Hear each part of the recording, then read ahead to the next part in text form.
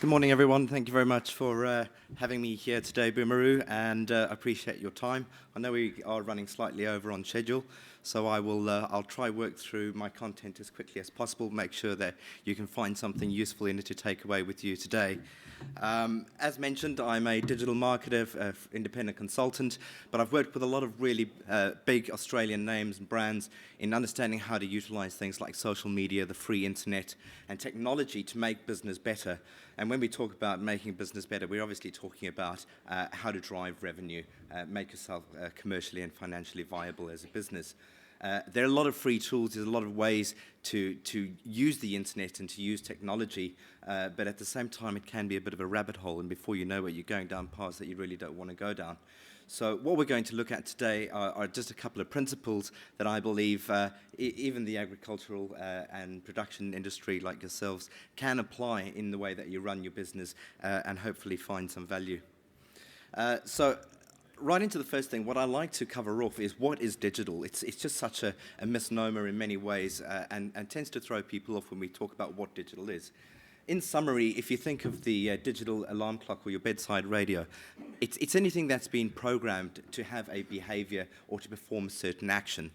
So as long as it's got access to electricity or battery power, it's fine. It'll keep waking you up at 5 a.m. if the roosters haven't done so before. But it's incredibly important to understand that that can operate entirely on its own. So any device that can operate automatically on its own is digital, but that's not where the opportunity for innovation lies. For the simple reason that digital devices can process, generate, and store data. But when you connect these devices to the internet, as we do with our smartphones, and as you would with many of your, on the farm, all your technology that does connect back to headquarters via the internet, there's a lot of conversation happening there. It's all about communication, sharing of information. That information sharing is incredibly important for what we have as the internet today and why it creates so much opportunity for innovation in the way that we do things. The internet has for us become the town square of the global village. Many years ago, on a Saturday morning, you'd pack up your products and you'd go down to the local market and you'd talk to people about why they should buy your products and not somebody else's. And the world hasn't changed. People still want to have that conversation. They do want to know why your product is different or better than your competitors. But we've forgot about the marketplace. It doesn't exist as a physical space anymore. And the way that we now sell, distribute our product is very, very different to what it was many years ago. But there is still an opportunity for us to have a relationship and to have that conversation with our audience. And it's just about understanding how we can leverage the internet to do this. If you think of Google and Facebook, by a show of quick hands, how many of you use Facebook, Google, YouTube on a regular basis? All right, so you're all digitally savvy, that's fine. Why the organization and sharing of data matters comes down to how we use Google.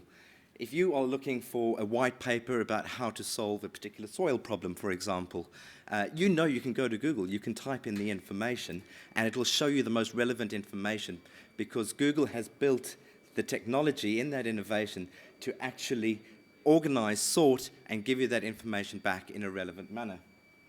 So Google is just one of those examples. YouTube, another example where information can be organized and presented back to you. Facebook is a more personal way for us to engage with our family and friends.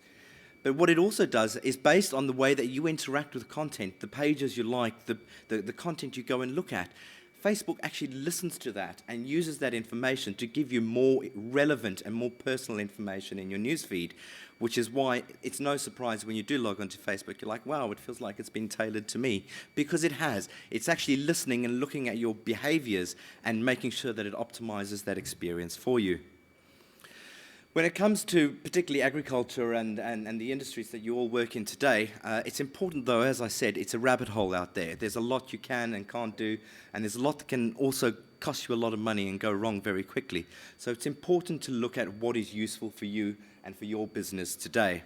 There are a couple of things. The first one is automation of your business processes, whether that be looking at how you optimize labor use, how do you get efficiency out of your processes, how do you get efficiency out of your distribution, is all very important.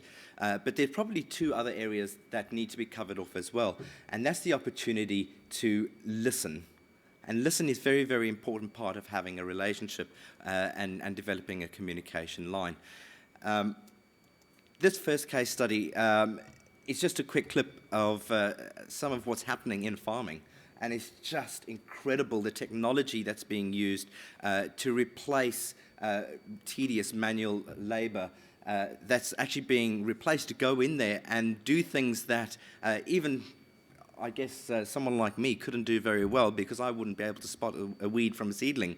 But the technology is being trained. It's been given the abilities and capabilities to be incredibly smart. That helps us reduce labor, it helps be more efficient, it improves the sustainability of the crop.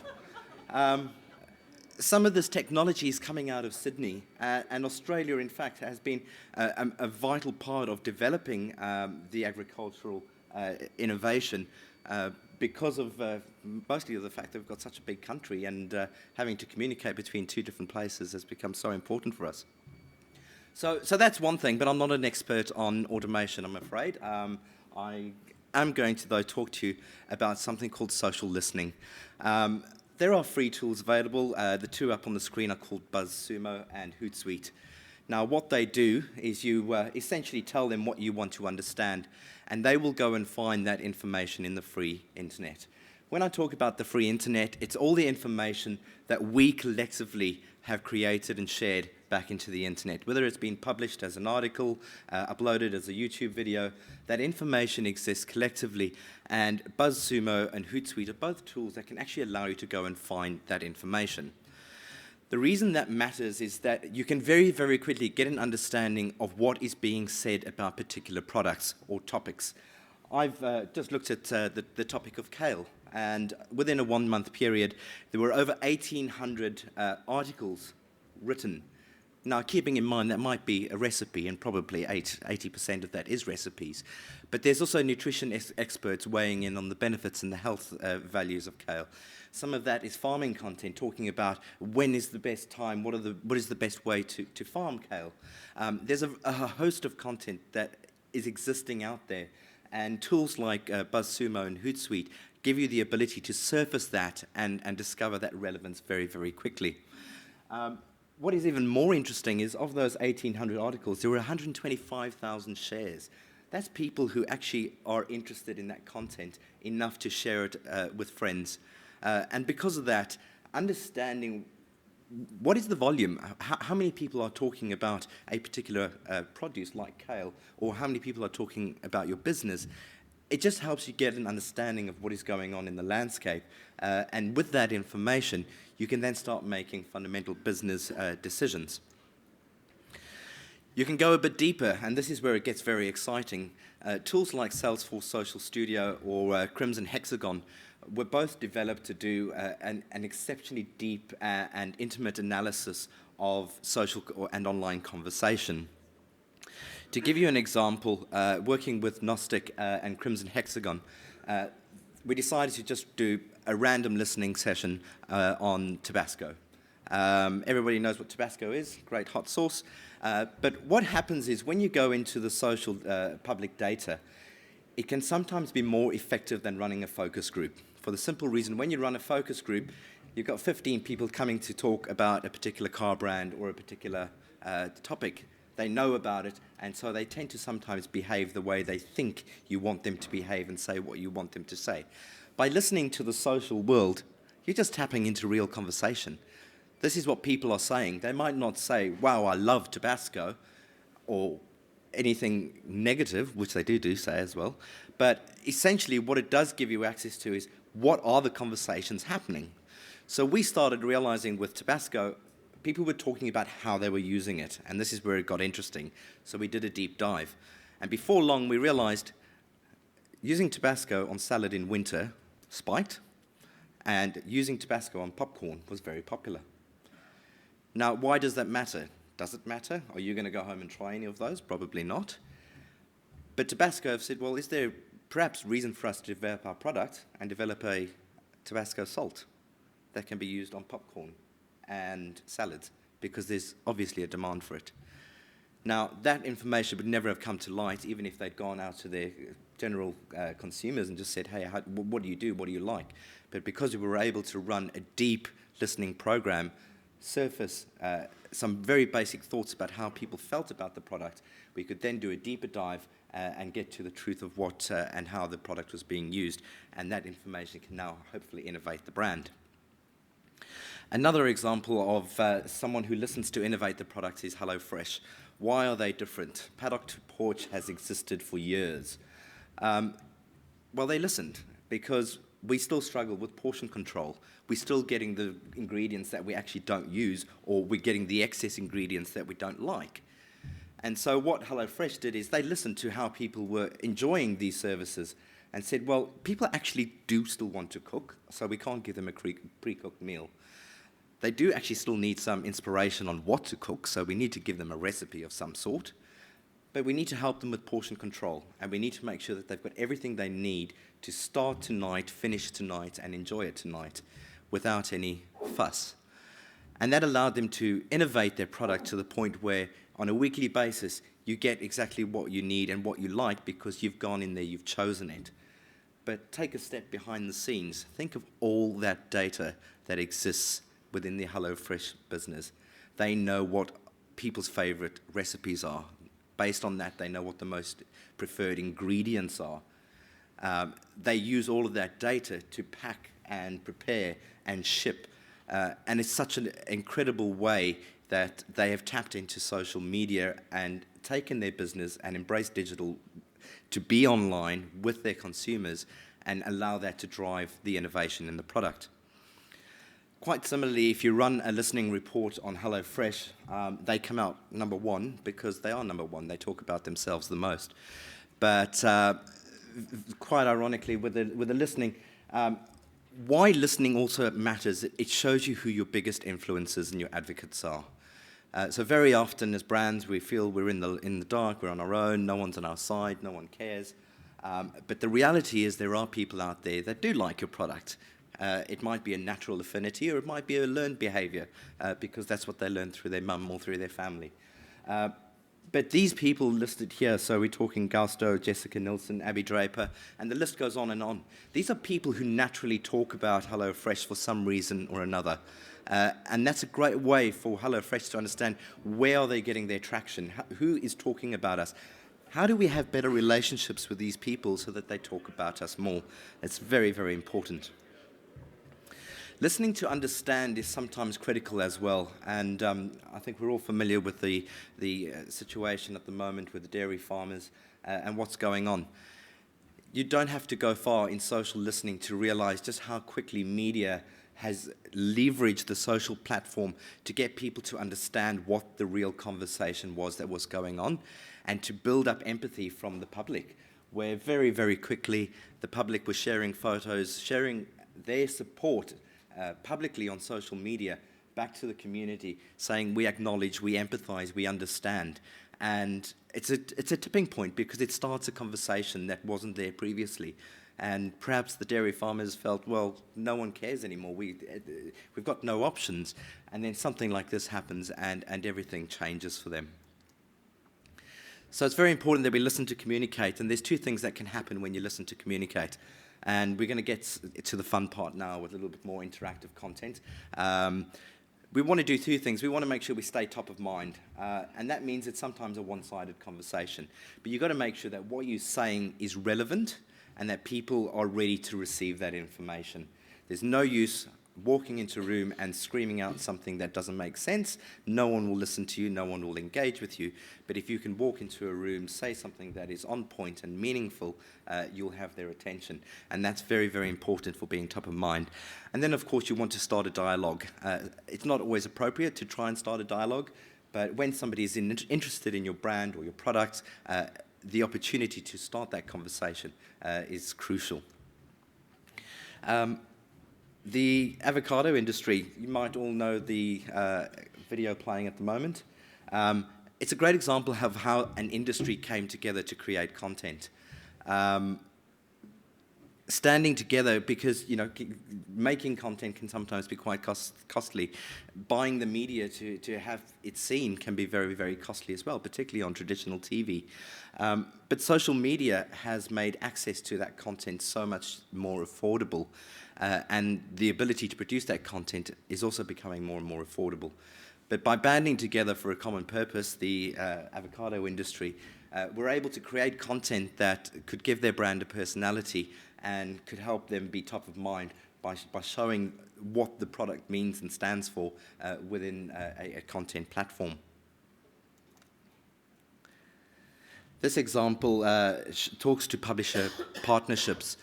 What we mean here is there's lots of sites online where we go to read and find information. Those publisher sites have a lot of data. They've got a lot of information about what their audience likes, enjoys reading, and by utilizing that information to inform the type of content that is required, what can also happen is when they need to talk about specific topics, they can actually go to content experts, which in your instances could be any of you today, to find out what is the right thing to say or to talk about to make sure that we're creating content that is useful.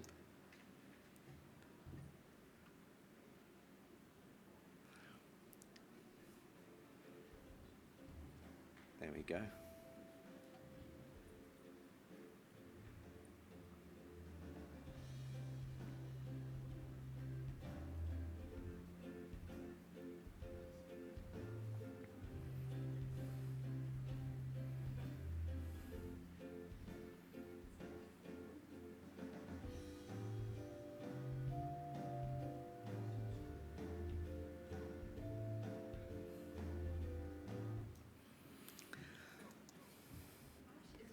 Like a boss this morning, and it looks like he's packing carrot in his pocket. That is not a euphemism. It is literally a carrot. Perhaps it's his early morning breakfast that has Ash feeling so powerful. Or just the anticipation of a dollop of dip on the end of his carrot. Oh, holy guacamole! Oh, dip too slowly. Beaten by the beetroot. Don't hummus. Whatever the exact reason for Ash's chipper strut this morning, a vegetable has something to do with it. Vegetables go early, go often. Carrots can be enjoyed raw, boiled, steamed. An excellent source of vitamin A, top-notch immune booster, and a chock full of fibre to keep you regular. Handy. That's a project I've just recently worked on for Nutrition Australia, and working with organisations and associations that are looking after the health of the country is very, very important. They're sitting on the stats. Just in the previous session, we were also speaking about the issues with obesity. These are real problems, and there are organisations doing work to change that. In this particular brief, it was really important that we could shift the perception of fruit and vegetables in the day-to-day lives of 18 to 25-year-olds. Now, why this matters, again, in context of social listening, is that we went back to go find 18 to 25-year-olds and looked at what they were consuming day to day. If we produced something boring and lectured them, they wouldn't have listened, they would have switched off. What we knew is we had to be cheeky. We had to use video as a platform because that's all they're watching nowadays. And we knew that we had to find a way to get them to watch beyond the first 5 seconds and land the full message. And because of that, you start landing up in territories and talking about your product and content in ways that you'd never have thought of. But it actually makes sense, and it actually cuts through. And I'm glad I heard a few giggles today as well. Did it give us results? It certainly did. So what was really positive is that within 19 days, we got just over 68,000 video views. We earned thousands of shares, overwhelmingly positive feedback from the community, openly starting to talk about what their favorite go hard or go home vegetable or fruit was. And you know, they lifted to the rally or to the cause and started being part of the conversation. What was equally good to see was universities, other organisations that have the same challenges and are having the same conversations. They lifted the content and reused it and really gave it a lot of extra mileage. So a lot of positivity coming out of that, and hopefully we'll see longer-term results as well. There's also an opportunity to stay top of mind through business partnerships. When you think of organisations like, for example, the Bank of Melbourne, they don't have a reason to talk to you every week or every few days. So what they've done is tapped into their different audiences to understand what are these people talking about, what are they interested in. It's because they've done this, they know that they can have an affiliation with the Melbourne Food and Wine Festival because people like food and wine in Melbourne, which is where I'm from, by the way. But also to that point, they knew that people like food. Who doesn't like food at the end of the day? People love food hacks. And it allowed Bank of Melbourne to create a stream of content called Social Feeds, playing on social feed as a word as well, but looking at how you can, within 15 to 30 seconds, sell a recipe or ingredients.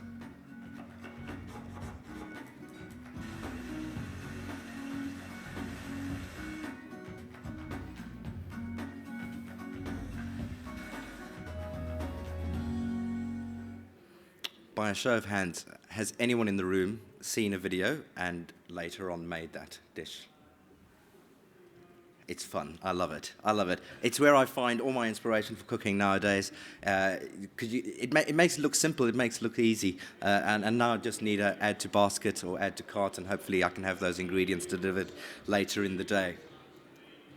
Another way to stay top of mind, as mentioned, is through your influencers and advocates. There are people already passionate about products or things related to your products, specifically, as I've just mentioned, when it comes to recipes. Tip Hero, 4 ingredients, are just 2 examples where doing a recipe in 60 seconds is inspiring, it's beautiful, it makes your mouth water, and it's very, very effective at cutting through and reaching different target audiences.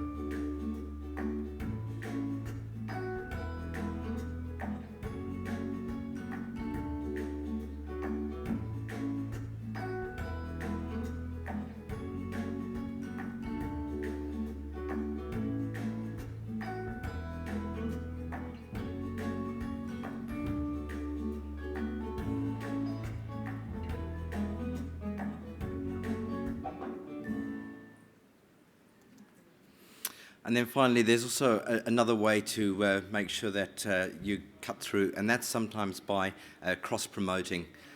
The wine industry is quite difficult to promote through traditional media.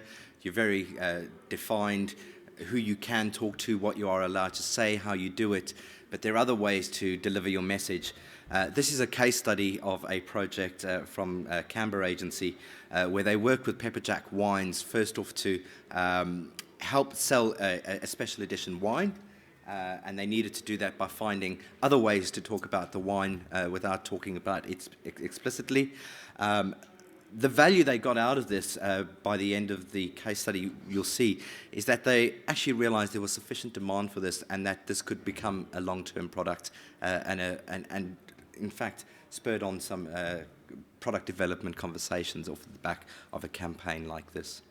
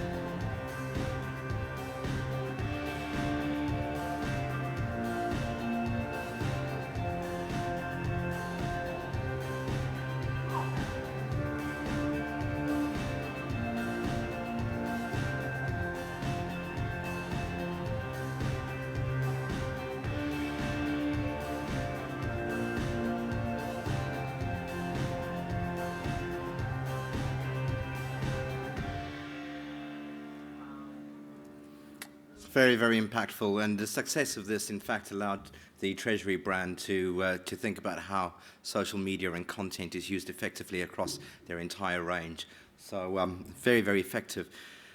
So, why does content matter? What you've probably realized and what you're wondering is why I'm showing you a lot of video. Well, it's because video content is some of the most consumed content, and that consumption is expected to double and triple in the next few years, with majority of what we consume, particularly online, being led visually and through video. But content matters even more so because content is the foundation of a relationship. If you look at the Pepperjack case study we just saw, Pepperjack now has a lot of really good relationships with a lot of really good restaurants. And should they want to do something else, you'll probably find those relationships exist. But what they also did through that campaign is that they created new relationships with people off of the interest of steak and wine as a combination meal. And that's really, really important to understand what the role of content is when it comes to having relationships. Content is all about having outcomes, and the one thing to realize with content and starting the path to communication is that it's not an overnight switch that you're going to flick and see results on. The short-term goal that you need to work towards is educating, inspiring your audience, helping them form an opinion. As you do that through your content, you'll start delivering medium-term results. You'll start seeing action. People will start changing their behaviors. People will start making different decisions off of the information that you've helped deliver to them. The long-term impact of that is that the more people that change their decisions and change their behaviors, you start seeing social or economic changes happen.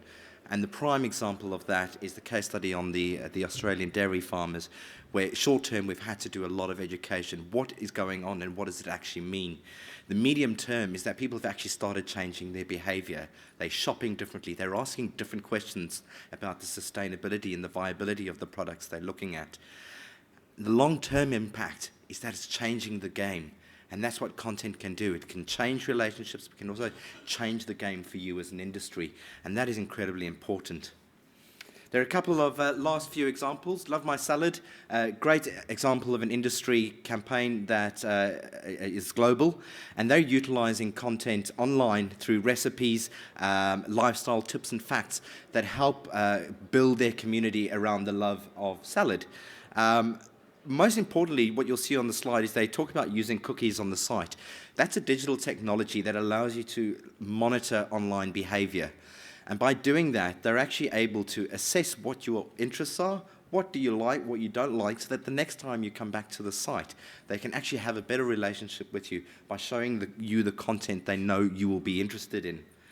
They've also become social by nature. They're not afraid of it. They've gone in hook, line, and sinker. They're doing it all. They're on Instagram, they're on YouTube, they're on Pinterest, and they've amassed over 250,000 fans on Facebook. That's because their content is fresh, they're constantly producing new content, and they're keeping the conversation around salad going. Corrigan's local, they're pushing the conversation around. They are an authority on the brand. They know what they're talking about. They speak with confidence and with pride. They also leverage entertainment and pop culture to have a conversation about fruit and vegetables in a different way, which is very, very important. Perfection Fresh, they create content that creates relationships. Broccolini of them is the product of the month, but throughout their content, they utilize tactics that help build relationships online. So, do you want a recipe book? Give us your email address and we'll send it to you. Do you want to access a free sample? Meet us down at Woolies in such an area and you can see the activation in progress. They're very, very focused on developing and delivering on that relationship. Tanimura and Ansel, great example where they showcase family. The farm has got a lot of heritage, and they talk about that. They also acknowledge the shifting of the times. Automation is happening. Technology is replacing some of the resources and the labour issues they've had over the last years. That's all changing, but they make it a part of the way that they keep talking about their offering and who they are in the information they share with their audience. And then we've got Leader Brand, who educate for passion, and their passion is the beetroot. They've found a way to give it a real personality, which is wonderful. And through the video content and little quirky images, they're able to constantly keep that passion alive in the way that they talk about their brand and their products. Harris Farms, they've looked at what their customer needs are, and they've realized overall there's a need for thrift. People do want to spend less and get more out of what they do spend. So they're focusing on customer pockets, but they're also realizing that there's a direct line to their bottom line, and that from a waste point of view, they're encouraging people to think about different ways of shopping and changing that behavior. Probably 2 minutes? Yeah. Right. I'll try and wrap up the last piece in 2 minutes. Sorry, and thank you very much for sticking around the last piece. The last piece is about starting that conversation. So everything we've just spoken about is more about staying top of mind. It's about awareness. When we talk about starting a conversation, it's the opportunity to offer support or give someone free advice. If you were in a marketplace this morning selling your fruits and vegetables and someone looked uncertain, you would engage them. You would ask them how their day was and if they were looking for anything in particular. And hopefully within the next 5 to 10 minutes, you'd be packing up a bag of goods and off they'd go. The digital space is no different. Sometimes people arrive at your destination but don't quite know what to do or aren't certain about what they want to do yet. You can prompt them to start a conversation with you by offering advice, saying, hey, would you like to join us in a live chat? We can talk about our products or our services. AGL do this really well. They're a complex product, but by initiating and prompting that conversation to start, they're able to keep that user engaged. It's also important that you go where your audience is. Facebook has invested a lot of money in the Messenger platform, and there are today more messages sent on the Messenger platform than anywhere else in the world. So if that is where we are intrinsically as an audience having conversations, why as a business or a brand would you not want to be in that same space as well? And there's wonderful platform features that Facebook has released that you can actually now plug that directly into your website, meaning that as long as you've got someone on the other end of the line to answer the question, you can start that conversation through Facebook. And then lastly, you can also let your fans do the lifting for you. Optus has realized there's a lot of conversation happening, but there are a lot of techies out there who know the answers as well. So they've developed an environment where the fans can actually speak amongst themselves and help each other solve problems. It's a great way of crowd supporting the information and the tips, and then literally all that Optus need to do is make sure that the environment is moderated, and when necessary that they go in and provide the correct advice or information as required. So what do you do next? Keep in mind that when we talk about innovation, it's definitely a marriage of digital and the internet. Without the internet, you wouldn't really be able to go far with your phone. So always think about how you can connect online to get the most out of any relationship. When you're thinking about your outputs, automation is your friend. It can improve your productivity and your efficiency, so a very important part of what you do as well. Without a doubt, listening is one of the most valuable things any business can and should be doing in this day and age. It can help you innovate your products, it can help you build better relationships, and at the end of the day, conversations are your commercial advantage. Conversations do ladder up into revenue.